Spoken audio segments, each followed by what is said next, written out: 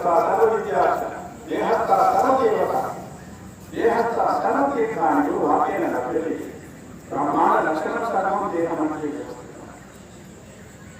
ఈ శరీరంలో అన్నీ చెప్తున్నాడు శాస్త్రంలో. సమస్త విద్యలన్నీ శరీరంలో ఉన్నాయి. ఇట్లా ఉదాహరణ, ఇప్పుడు ఒక పిల్ల అబ్బాయిలో అమ్మాయిలో పుట్టింది అనుకున్నా, పుట్టగానే ఏడుస్తారా ఏమని అంటారు. ఆ ఏడుకోవడం ఏమి ఇచ్చారు? పుట్టగానే ఆ శబ్దం ఎక్కడి నుంచి వచ్చింది? ఆ పసిపుడు ఆ శబ్దం ఎక్కడి నుంచి వచ్చింది? కాలు చేతులు ఆడుతుంది ఎక్కడి నుంచి వచ్చింది? దాని గర్భంలోకి బయట పడగానే పిల్ల దేవగా ఉంటుంది, కాలు చేతులు ఆడుతుంది. ఎక్కడి నుంచి వచ్చిందా? శరీరం ఉత్పన్నమైంది. ఆ ఉత్పన్నమైన దాంట్లో శక్తి ఆల్రెడీ ఆవరించి ఉంది. కాబట్టి శక్తి మనకు నిరంతరం ఉంది. దీనికి ఒక చిన్న కథ, శక్తి తర్వాత విభూతి పెట్టుకోవాలి. ఒక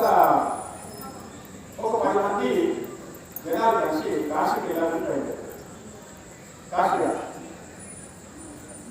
దాంట్లో ఒక పెద్ద ఆయన 60 సంవత్సరాలు పైపడ్డ వ్యక్తి కాశీలో దారి ఖర్చులకు వస్తారు కదా, డబ్బులు ఆ రోజులు ఏంటి కాశీకి వెళ్ళాలంటే రానాటికైనా వెళ్ళలేదు. ఆ రోజులు ఏం లేవు. ఇప్పుడు మనకు అన్ని సౌకర్యాలని కానీ ఇల్లు కాదు. గడప దాటి ఇవ్వకుండా రోడ్డు వస్తున్నాం. ఇల్లు కాకపోతే ఇంటి ముందర గుడి ఉంటుంది కానీ గుడికి వెళ్ళాను. అంత దరిద్రం పరమ దరిద్రమైనటువంటి సమాజం ఈరోజు తయారైందంటే దాన్ని చెప్పుకోవడం. మనం హిందూ లేదు, మీకు లాస్ట్ చెప్పినాను హిందూ అంటే ఈ హైందవి ఈ ప్రపంచమంతా వ్యాపించిందో ఆ వ్యాపించినటువంటి దేవిని మనం ఏమని చూస్తున్నాం? హైందవి. హైందవి యొక్క వారసులు కాబట్టి మనం హిందువులు అని చెప్పిన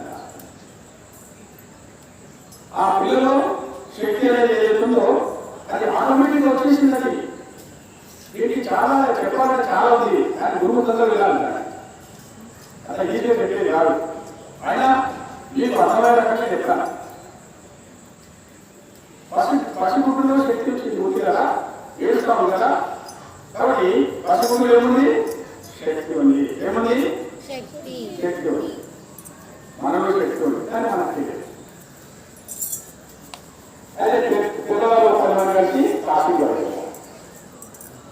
ఒక పిల్ల ఏం చేశాడు? భార్య భర్తని అంటే భార్యలో ఖర్చుకు తినడానికి ఉండడానికి అన్ని అవసరం కదా. కాబట్టి ఆ రోజు అవి బంగారు కాసులు ఉండేది.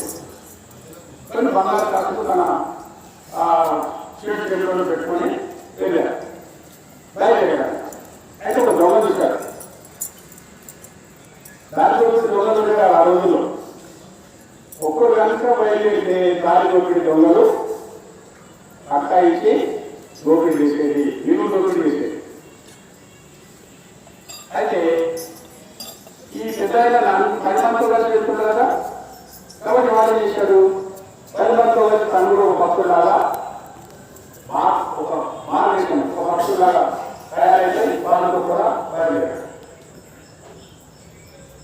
ఎక్కడైతే నేను మళ్ళీ తీసుకురావాలి అని ఆగేవాళ్ళు. ఆ ఆగిన చోట వాడు రాత్రంతా ఆ పెద్ద ఆయన పడుకున్నాడు. బాగా చక్కగా నిద్రపోయిన తర్వాత ఆయన పడుకున్నటువంటి